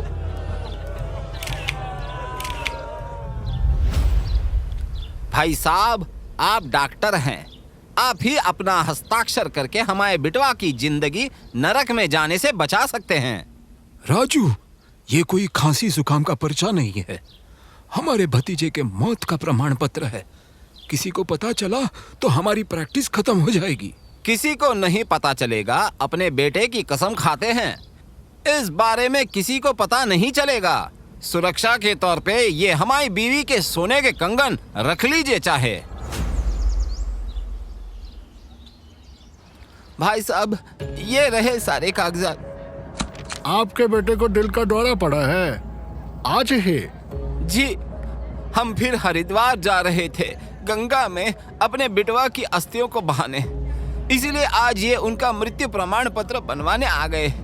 और ये रहे इसकी फीस। वकील साहब, ये सारे कागजात हैं। हमारा बिटवा अब इस दुनिया में नहीं रहा। अब हमें भी इस केस से मुक्ति दिलवा दो। अचानक से नीरज को दिल का दौरा पड़ गया और आपने मुझे कुछ बताया भी नहीं। खैर, जो हुआ सो हुआ। मैं ये कोर्ट में डाल देता हूँ। और कोई सबूत है उसके मरने का? हमने फोटोआ भी खिंचवा दिए थे। शमशान में ऐसे लेके नहीं जाते, पर हमका लगा ई देख के शायद जज साहब हमका विश्वास कर ले और हमें भी मुक्ति मिल जाए। ठीक है। कोर्ट अपना फैसला सुनाती है कि क्योंकि नीरज मोदी, जिनके खिलाफ फुलवा रानी के बलात्कार का आरोप है, उनका देहांत डेथ सर्टिफिकेट के मुताबिक 21 नवंबर की सुबह के 6 बजे दिल का दौरा पड़ने से हुआ है, इसलिए ये केस खारिज कर दिया जाता है। राजाराम इंस्पेक्टर को सब बता देता है। वो फूट फूट कर रो रहा होता है। उसका गुनाह सामने आ चुका है। अब सजा उसे भी मिलेगी, लेकिन सवाल अब भी पूरा नहीं हुआ है। तो कहाँ है तुम्हारा बेटा अभी? राजाराम चुप हो गया। उसकी आवाज ही नहीं निकल पा रही थी। इस सवाल को नजरअंदाज करने के लिए वो फूट फूट कर रोने लगा। साहब, ये सवाल हमसे ना पूछे, हम ना ही बता पाएंगे। इससे अच्छा है आप हमें मार दे। राजा राम, तुम्हारी पिटाई तो होएगी, लेकिन अगर तुम ये सोच रहे हो कि तुम्हारा बेटा बच जाएगा तो गलत सोच रहे हो। नीरज को सजा होके रहेगी, चाहे वो दुनिया के किसी भी कोने में क्यों ना हो। राजाराम को जो डर था वो उसकी आंखों में साफ साफ दिख रहा था। अब और कोई रास्ता नहीं बचा। उसका बेटा कभी भी पकड़ा जा सकता है। इसी बीच जो केस फाइल बंद हो गई थी वो वापस खोली जाती है।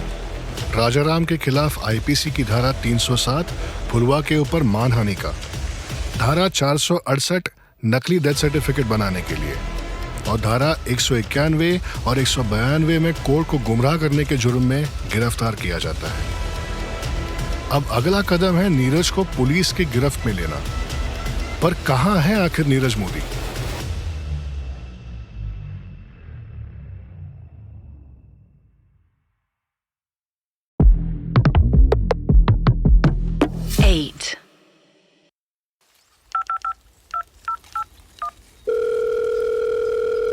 हेलो रामू।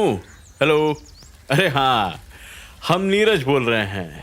यार, हमका बहुत अकेला लग रहा है, बोरियत हो गई है। आज रात आ जाओ खेती में, 2-4 पैग लगाए जाए।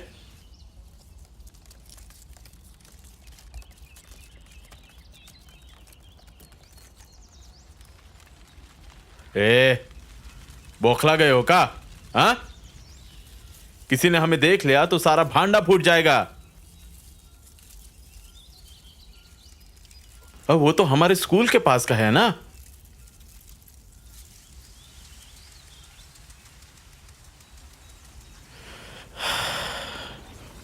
अच्छा ठीक है, ठीक है, हम करते हैं कुछ। तुम जल्दी आ जाना।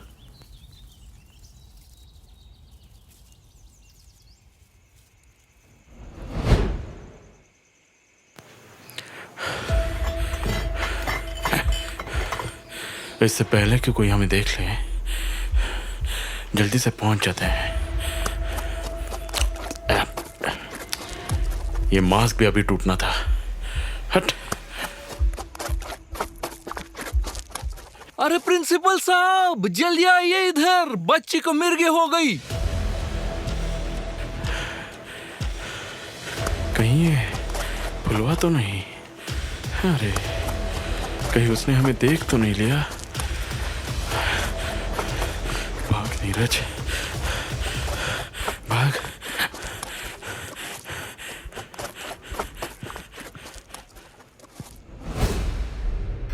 इंस्पेक्टर को अब पता चल चुका है कि नीरज मोदी जिंदा है, लेकिन आखिर वो है कहां? वारंट के साथ निकले इंस्पेक्टर नीरज मोदी के घर की फिर से छानबीन करते हैं।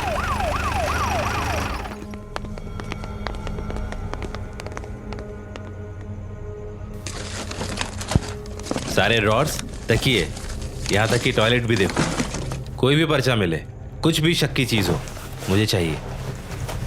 हमका काहे गिरफ्तार कर रहे हो? अपराधी को छुपाने के जुर्म में तुम भी गिरफ्तार होती हो। ले जाओ इन्हें, अब थाने में पूछताछ होगी इनकी। इंस्पेक्टर आस पड़ोस के घर में जाकर सवाल करते हैं। किसी को नहीं पता होता है कि नीरज है कहाँ। क्या वो गांव में है या गांव से भाग गया है? मिश्रा जी, आप ही का गांव है ना ये? तो बताइए, कौन है जिसके कान हमेशा यहाँ खड़े रहते हैं? ऐसे में एक ही आदमी है जिसके शक की सुई हमेशा खड़ी रहती है, गांव का इकलौता पनवाड़ी। इंस्पेक्टर साहब, हमका का पता, हमारी जिंदगी इस पान में चूना लगाने में बीत गई है। हम तो बस अपना काम से काम मतलब रखते हैं। हाँ, तो तुम अपना काम ही करो और हमें ये बताओ कि गांव में नीरज मोदी और उसके परिवार से सबसे नजदीक कौन है? ऐसे में तो रामू एक है, उनका चचेरा भाई, यहीं रहता है अपनी बीवी बच्चा के साथ। और उसके बाद उनके पड़ोसी, वो तो ऐसे भाई बंधु जैसे हैं कि उनकी छत ही मिली हुई है। मिश्रा जी, पहले तो इस रामू को पकड़ना होगा, ये नीरज का बहुत बड़ा सोर्स है। उनका घर का सारा काम वही करता है, छिचोरा है एक नंबर का। सुना है बाहर गांव में खून खराबा भी किया है और शहर में चोरी चकारी। ऐसा शातिर है कि हमेशा बच निकलता है। कहाँ रहता है वो? पिछली गली से दाएं लेके एक और पतली गली आती है, उसके आखिर में उसका छोटा सा आधा कच्चा मकान है। इंस्पेक्टर की नजर हवलदार में। जी अम्मा। फुलवा घर के पीछे की तरफ जाती है। वहां कुछ ईंटें टूटी पड़ी होती हैं। उनके नीचे वो छाननी लगती है। तभी पीछे के खेत से एक आदमी का हाथ बाहर आता है और सीधा फुलवा को दबोच लेता है। फुलवा जोर से चीखती है। मालती फुलवा की आवाज सुनते ही उस चीख की तरफ भागती है। जैसे ही वो उधर पहुंचती है तो दंग रह जाती है। वो आदमी फुलवा के पिता होते हैं, जो फुलवा को धक्का मारकर गिरा चुके होते हैं। क्या कर रहे हो अपनी बिटिया के साथ? हाथ उठाओगे अब? बचा ही क्या है? क्यों आए हो दोनों यहाँ? हमार घर है। अपनी मनुष्यत को लेकर निकल जाओ यहाँ से। तोहार अकेले का घर नहीं है। हमने भी अपने कलेजे से सींचा था इस घर को। बुरे वक्त में परिवार को हम नहीं, आप छोड़कर गए हैं। चल फुलवा। हमार अम्मा सही थी तुम्हार बार में। दोनों के दोनों पागल हैं और हमका भी पागल बना दिए हैं। फुलवा के पिता वहीं सर पकड़ के टूट के रो पड़ते हैं। मालती की आंखों में भी आंसू आ जाते हैं, लेकिन वो पलट कर नहीं देखती। अपने पल्लू में बंधे अपनी एक सोने की नथनी को देखती है और आगे बढ़ती है। पर उनमें से किसी को नहीं पता है कि दूर से उन पर कोई नजर रख रहा है। वहीं दूसरी तरफ पुलिस रामू के घर पहुंचती है। अरे अरे, ऐसे कैसे घुसे आ रहे हैं? ई का बदतमीजी है। रामू कहाँ है? वो घर पर नहीं है, आप जाइए यहाँ से। ज्यादा बीच में नहीं बोलना। कहाँ है तुम्हारा पति? बता। साहब, यह तुम्हारे मुंह से सही सवाल पूछने के लिए, क्योंकि अब तुम बताओगे कि तुम्हारे नीरज मोदी कहाँ हैं। इंस्पेक्टर रामू को गिरफ्तार करते हैं और फिर नीरज मोदी के पड़ोसी के घर जाते हैं। ये वही हैं जिन्होंने सबसे पहले मालती के मुंह पर दरवाजा बंद कर दिया था जब उसने अपनी तरफ से पूछताछ की थी। देखिए, अगर आपको लगता है कि आप सच छुपा के बच जाएंगे तो हम आपको बता दें, अगर हमें कहीं से पता चल गया कि आप नीरज और राजाराम को बचा रहे हैं तो आपको भी अपराधियों के साथ देने के जुर्म में जेल हो जाएगी। कानून को धोखा देने में जो डंडे पड़ेंगे सो अलग। साहब, हम क्या बताएं, फंस गए हैं उस नीरजवा के छल कपट में। पहले भी वो छोटी जात की अम्मा आई थी हमारे दरवाजे पे पूछताछ करने, पर हम छोटी जातियों के मुंह ना ही लगते। लग तो गए ही हैं छोटी सोच के मुंह। कहाँ है नीरज? यहाँ बताएंगे, ले चले थाने। साहब, वो अब काहे नहीं बता रहे हैं? काहे हमरा घर बर्बाद करिए रहे हैं? साहब, राजाराम भैया का अपना खेत है गांव के बाहर। छोटा मैदान है, ज्यादा दूर नहीं है और उसके बारे में ज्यादा लोगों को पता भी नहीं है। उका है कि वो खेती हमको गिरवी दे रखे हैं, वहीं पर एक झोपड़ा बनाए हैं। दिन में वही रहता है और कभी कभार हमारी छत से कूद के अपने छत चला जाता है रात में। इंस्पेक्टर अपनी टीम को लेकर तुरंत उस जगह पहुंचता है, लेकिन झोपड़ी खाली मिलती है। इंस्पेक्टर अपना प्लान तैयार करते हैं कि रात को ही वो नीरज को उसके अपने घर से पकड़ लेंगे। दिन निकल जाता है और इंस्पेक्टर अपनी टीम के साथ सिविल ड्रेस में उसके घर के बाहर फैल जाते हैं। फुलवा की अम्मा मालती मंदिर के पास बरगद के पेड़ के नीचे अपनी फुलवा को सुलाने की कोशिश कर रही है और प्रार्थना कर रही है कि उस बलात्कारी को जल्द से जल्द पुलिस पकड़ ले। वहां इंस्पेक्टर अपनी घड़ी देख रहा है। रात के 10:30 बज चुके हैं। दूर दराज तक कोई नहीं दिख रहा है। उसकी टीम को अब हल्की हल्की नींद भी आने लगी है। तभी इंस्पेक्टर के मन में कुछ खटकता है और वो अपनी टीम को तैनात रहने के लिए कहकर वहां से निकल जाता है। वहां मंदिर पर फुलवा और मालती की आंख लग जाती है। मालती के मुंह पर अचानक से एक कपड़ा आता है।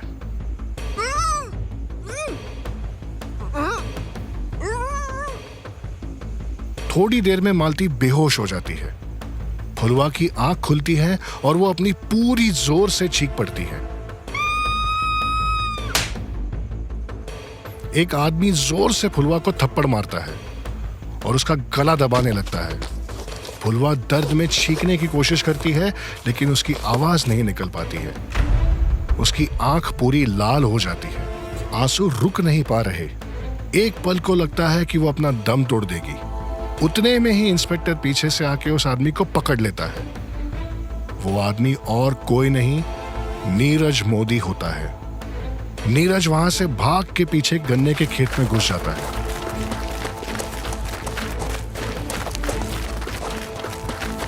नीरज खेत में अपनी जान बचाते हुए भाग जा रहा है, लेकिन इंस्पेक्टर की नजर उससे नहीं हट रही। इंस्पेक्टर ने ठान ली है कि वो आज उसे पकड़ के रहेंगे। नीरज इंस्पेक्टर को चकमा देने की कोशिश करता है। गन्ने के खेत में इधर उधर भागने लगता है, लेकिन उसकी आहट से इंस्पेक्टर आखिर उसे पकड़ लेता है और उसके सर पर 3 बार वार करता है। नीरज हार कर गिर जाता है और इंस्पेक्टर उसका हाथ बांधकर खेत से बाहर खींचता है। आखिरकार इंस्पेक्टर फुलवा के बलात्कारी को पाताल लोक से वापस ले आते हैं।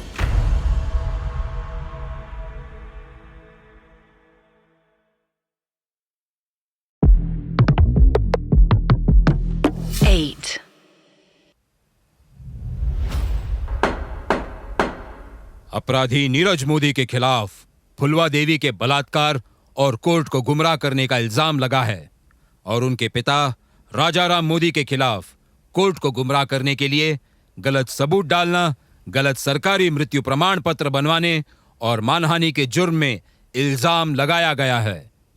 चलिए केस शुरू करते हैं। क्या आप दोनों अपने गुनाह कबूल करते हैं? नहीं जज साहब, हम निर्दोष हैं, बल्कि हमें फंसाया जा रहा है इसमें। जज साहब, हमार बिटवा बलात्कारी नहीं है, उसे बख्श दीजिए, हमने कछु नहीं किया है। शुरू करें फिर। नीरज मोदी और राजाराम मोदी अपना अपराध कबूल नहीं करते हैं। नीरज मोदी और राजाराम मोदी के डिफेंस लॉयर के पास हालांकि कोई सबूत ज्यादा नहीं है उन्हें बेगुनाह साबित करने के लिए, लेकिन उनकी कोशिश यही रहती है कि जितना हो सके सवालों के जवाब से ज्यादा सवाल ही खड़े रह जाएं। जज साहब, ये नीरज मोदी का मृत्यु प्रमाण पत्र जो राजाराम मोदी ने बनवाया था, इन्होंने इसमें 5 लोगों के सिग्नेचर्स लिए थे। मैं इन्हें एक एक करके कटघरे में बुलाना चाहता हूं। इजाजत है। बेटा, आपकी उम्र क्या है?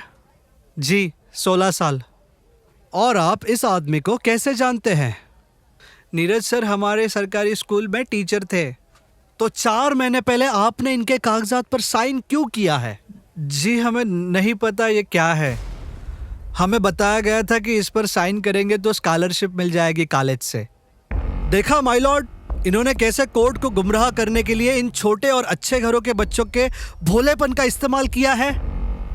ऐसे ही पहले भी इन्होंने फुलवा के भोलेपन का फायदा उठा के उसके करीब आना चाहा था।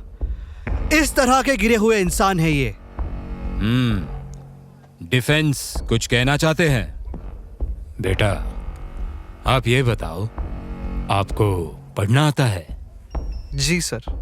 हिंदी, अंग्रेजी दोनों? जी, अंग्रेजी थोड़ी ढीली है, बोलने में थोड़ी मुश्किल होती है, पर समझ जाते हैं। तो बेटा, आपने नहीं पढ़ा कि इस प्रमाण पत्र में क्या लिखा है? हमने नहीं देखा था सर। नीरज सर ने बोला था साइन कर दो, हमने कर दिया। मिलॉर्ड, पढ़े लिखे बच्चे हैं और ऐसे अंधे होके कोई भी पर्चे पर साइन कर देंगे क्या? ये प्रॉब्लम नीरज मोदी की नहीं है, इन बच्चों की है, क्योंकि नीरज मोदी ने इन्हें कोई धोखा नहीं दिया, बल्कि वो खुद इसमें शामिल थे। Objection my Lord. इससे फिर भी यह साबित नहीं होता कि नीरज मोदी बेगुनाह है। नीरज मोदी ने नकली मृत्यु प्रमाण पत्र बनवाया, नकली गवाह बनाए, यही इनकी असलियत है। Objection sustained. Thank you my Lord. मैं अपने अगले गवाह को बुलाना चाहूंगा, डॉक्टर राजेश मोदी को। इजाजत है। ओके, तो डॉक्टर मोदी, आप नीरज मोदी के क्या लगते हैं? जी, मैं नीरज का ताऊजी हूं, पर दूर का। पर रिश्तेदारी तो आपने अपनी पूरी निभाई, ऐसे कि आपने अपने भतीजे को जिंदा मार दिया। ये दिल के दौरा का पर्चा आपने ही बनवाया था ना? जी, वो हमें फंसाया है। हमारे पास जो रिपोर्ट आई उसके हिसाब से हमने लिख दिया। अच्छा, तो कहाँ है वो रिपोर्ट्स? हमारे पास तो नहीं है, राजाराम ले गया था। अच्छा ठीक है, मान लिया आपके साथ भी धोखा हुआ है, फिर आपके बैंक खाते में ये 3 लाख कहाँ से आए, वो भी उसी दिन? आपकी तो कोई खेती भी नहीं है। वो किसी ने हमसे उधारी ली थी, उसी ने चुकाई है। लेकिन इसके मुताबिक कोई सोना बेचा था आपने? हाँ, वो हमारी पत्नी का था। क्योंकि इनकी कहां से जरूरत पड़ गई? और अभी आपने बोला था कि उधारी ली थी। जज साहब, इन्हें राजाराम मोदी ने रिश्वत दी थी अपनी बीवी के सोने के कंगन देके, जिसे इन्होंने उसी दिन बेच दिया था। डिफेंस लॉयर के पास इस पर कोई जवाब नहीं था। सुनवाई की तारीख आगे बढ़ी। अगली सुनवाई में मानहानि और खून का जुर्म साबित हुआ। सच सच बताओ रामू, तुमने निर्मला देवी का कत्ल किया या नहीं? अरे साहब, हम जो किए नीरज भैया और राजाराम ताऊजी के कहने पर किए, पर हम निर्दोष हैं। खून कर चुके हो, इनका घर जला चुके हो और बोल रहे हो कि तुम निर्दोष हो? ये दोनों हमको डराते थे कि नहीं करेंगे तो हमें और हमार बीवी को मार देंगे। नीरज भैया से तो हम डरते थे कि कहीं वो अपनी गंदी नजर हमार बीवी की तरफ ना कर दे। ए रामो, जुबान काट देंगे तोहार कुछ भी बके तो। ऑर्डर ऑर्डर, ये कोर्ट है, आपका घर नहीं। Sorry milord. रामू के ऊपर आईपीसी की धारा 302 के तहत निर्मला देवी की हत्या में उम्र कैद की सजा हो जाती है। केस अभी भी यहाँ पर खत्म नहीं होता है। दिन पर दिन सुनवाई की तारीख आगे बढ़ती है। हर सुनवाई में पुरानी बातें वापस कही जाती हैं और नई जुर्म का नया प्रमाण निकाला जाता है। आखिर फुलवा को कटघरे पर बुलाया जाता है। फुलवा बेटा, बताओ, 3 साल पहले उस सुबह तुम्हारे साथ क्या हुआ था? तुम क्यों गन्ने के खेत में अकेली गई थी? हमारे घर में टॉयलेट नहीं है, इसलिए हर सुबह हम घर के पास के गन्ने के खेत में जाते थे। उस सुबह हम गए तो हमें पीछे से टीचर सर ने पकड़ लिया। वो हमारे साथ जबरदस्ती करने लगे। हम चिल्लाना चाहे थे, पर इन्होंने हमारे मुंह बंद कर दिया और फिर हमारी सलवार नीचे से खींच के। बस बस बेटा, बस। अभी ये बताओ, ये जो उनके साथ बूढ़े आदमी खड़े हैं, इनके साथ उस दिन कुएं के पास क्या कर रही थी? ये आदमी आए थे बोलने कि वो टीचर जी के खिलाफ हैं और हमारे साथ देने आए हैं, पर इन्होंने बोला कि साथ देकर भी क्या होगा, हमारी जिंदगी अब आगे नहीं बढ़ पाएगी। हम आगे नहीं बढ़ पाएंगे। हमारे से कोई शादी नहीं करेगा। हम अपनी अम्मा और बाबूजी पर बोझ हैं। हमारा मर जाना से सबका बोझ खत्म हो जाएगा, इसलिए हम कुएं में कूदने जा रहे थे। हम कुएं के पास खड़े होकर डर गए थे। उतने में अम्मा आई और ये अंकल ने हमें धक्का दे दिया। और फिर कुछ दिन पहले नीरज ने आपकी जान लेने की कोशिश की। हम और अम्मा मंदिर के बाहर सो रहे थे। हमने देखा ये हमारे अम्मा के मुंह पर कपड़ा ठूस रहा है। हम चीखे तो ये हमारा गला दबाए। हम मर जाते साहब।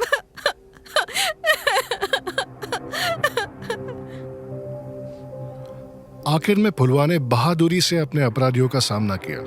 उसकी गवाही से पूरा कोर्ट सन्न पड़ गया था। एक 12 साल की बच्ची की पूरी जिंदगी खत्म हो गई थी। नीरज मोदी और उसके पिता राजाराम मोदी को कोर्ट 14 साल की सजा सुनाती है। आखिर मालती और फुलवा को न्याय मिल गया। इंस्पेक्टर उसकी इस नई पोस्टिंग में पहला केस जीत गया, लेकिन फुलवा की जिंदगी अब पहले जैसी नहीं रही। उसके सपने टूट गए, रास्ते खत्म हो गए, सहारे खत्म हो गए। मालती और फुलवा आज भी भिक्षा की जिंदगी में अपनी सांसें गिन रहे हैं। और फिर एक दिन इंस्पेक्टर वापस उस मंदिर की तरफ आते हैं अपने दूसरे केस के लिए। फुलवा और मालती को इस हालत में देखकर दंग रह जाते हैं। चाची, तुम यहाँ आज भी? का करे साहब, बहुत देर से पता चला, पर आखिर समझ आ गया कि न्याय से पेट तो नहीं भरता है। पर तुम किसी आश्रम भी तो जा सकती थी ना फुलवा को लेके। हालत देख लो फुलवा की साहब, कहाँ और कैसन लेकर जाएं। उस गवाही के बाद से बेचारी अंदर से टूट चुकी है। न छत रही, न लड़ने की ताकत। हमारे लिए जिंदा है जैसे हम अपनी फुलवा के लिए। चलिए आप मेरे साथ। कोई बात नहीं साहब, आपने हमारे लिए पहले ही बहुत कुछ किया है। न्याय तो तब मुझे होते हुए दिखेगा जब मैं अपनी लड़ाई पूरी करूंगा। ऐसे न्याय का फायदा ही क्या अगर जिंदगी में आगे ही ना बढ़ पाए। मालती की आंखों में आंसू आ गए। उसे ऐसा लग रहा था जैसे भोलेनाथ ने आखिर उसकी सुन ली। उसकी बच्ची की जिंदगी शायद सुधर सकती है। इंस्पेक्टर उसे शहर की तरफ एक एनजीओ में ले जाते हैं जहां रेप विक्टिम सर्वाइवर्स को रहने की जगह, खाना, छोटा मोटा काम और पढ़ाई करने का मौका मिल जाता है। इस एनजीओ से ना ही फुलवा वापस स्कूल जा सकी, बल्कि मालती को भी काम करने की प्रेरणा मिली। इस जंग में 2 स्त्रियों को एक नया रास्ता मिला था, जहां दोनों मर्दों की दुनिया से निकलकर अपनी एक नई पहचान बनाने के लिए निकल गए थे। आज के दिन मालती अपना एक छोटा सा टेलरिंग का काम करती है और उस कमाई से फुलवा की स्कूलिंग पूरी होती है। उनके पास अपना किराए का पक्का मकान है, खाने को 3 वक्त की रोटी है और सबसे ऊपर इज्जत है।